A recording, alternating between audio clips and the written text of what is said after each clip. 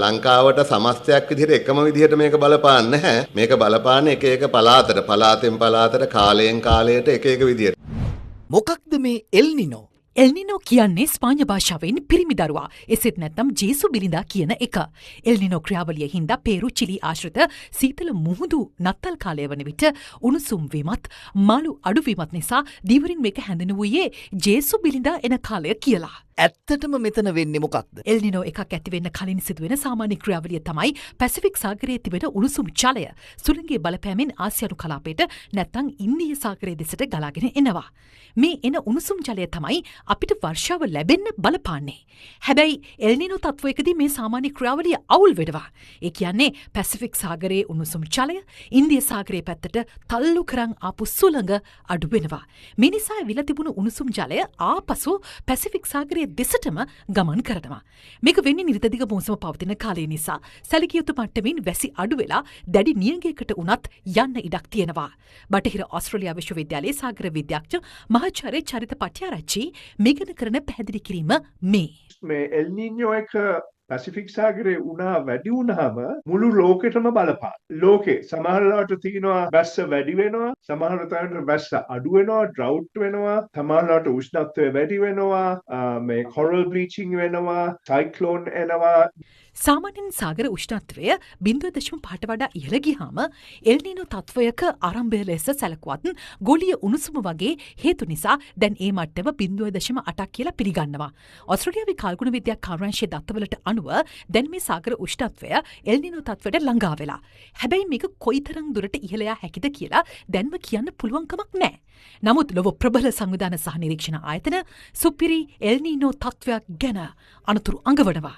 අපි බැලුවොත් past El Nino අපිට monsoon like southwest monsoon එකේ වැස්ස අඩු වෙනවා. drought වලින්ම වැස්ස අඩු වෙනවා. ඊට පස්සේ inter monsoon එකේ ඒ කියන්නේ සැප්තැම්බර් ඔක්තෝබර් නොවැම්බර් මාසෙක වැස්ස වැඩි වෙනවා. ඒකට ඒ වෙලාවට අර තිරුකුණාමලේ අනුරාධපුර පොළොන්නරුව ඒ පැත්තේ වැස්ස හුඟක් වැඩි වෙනවා.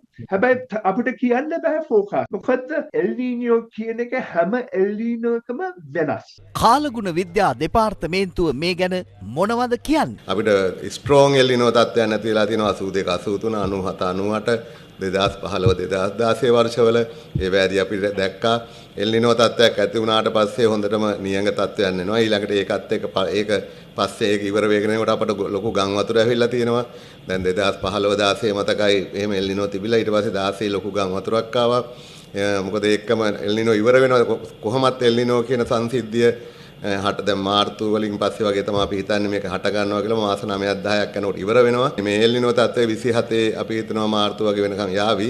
එතකොට ඒවත් එක්ක එතකොට අපි සූදානම් වෙන්න ඕනේ මාර්තු පෙබරවාරි මාර්තු උතුරු නැගෙනහිර පැත්තේ ගම් වතුර එන්නත් පුළුවන් සමහර විට. ඒව එක්කම මේ දකුණු පැත්තේ නියඟ පැත්තේ එන්න පුළුවන්. ඒකින්ද මේ රට ලංකාවට සමස්තයක් විදිහට එකම විදිහට මේක බලපාන්නේ නැහැ. මේක බලපාන්නේ එක එක පළාතෙන් පළාතට කාලයෙන් කාලයට එක එක විදිහට. සුපර් එල් නීනෝ කියන තත්වයක් මතුවේද?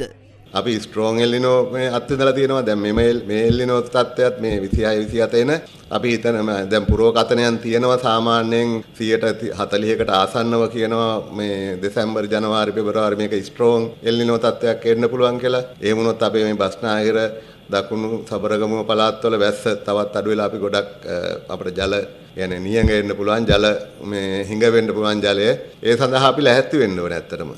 පැසිෆික් සාගරයේ එල් නීනෝ සහ ලා නීනා වැනි තත්වයක් ඉන්දිය සාගරෙත් සිදුවෙනවා. මේක හඳුන්වන්නේ IOD පොසිටිව් වෙනවා IOD නෙගටිව් වෙනවා කියලා. දැන් මධ්‍යස්ථ තත්වයේ පවතින IOD අගය ජූලි මාසයේ වන විට පොසිටිව් එහෙම නැත්නම් ධන තත්වයකට යන්න පුළුවන් කියන පුරුකතනය දැනට තියෙනවා. IOD කියන්නේ අපි ඉන්ද්‍රිය සාගරයේ දී ද්‍රවය කියලා කියනවා. IOD කියලා කියනවා. එතකොට ඉන්දියන් ඕෂන් ඩයිපෝල්. ඒකත් පොසිටිව් වෙයි කියලා දැන් අතරම පුරෝකතනය කරන එක හරියටම ඒවත් එක්ක ඔය කියන දේවල් වෙනස් වෙන්න පුළුවන්. ඒ කියන්නේ දැන් මේ තියෙන එල් නීනෝ තත්ත්වය අපි බලාපොරොත්තු වෙනවා ජූලි අගෝස්තු වෙනකොට වැස්ස ගොඩක් අඩු වෙයි කියලා. IOD බලපෑම තාම හරියටම පුරෝකතනය වෙන්නේ නැහැ. නමුත් ඒකත් අපි බලාපොරොත්තු වෙනවා පොසිටිව් වෙයි කියලා. එතකොට තරමක් ඒක සමනය වෙන්නත් පුළුවන්. නමුත් කෙසේ වෙතත් අපි කියන්නේ අපි බලාපොරොත්තු වෙනවා ජූලි අගෝස්තු දෙකේ වැස්ස ගොඩක් අඩු වෙවි කියලා.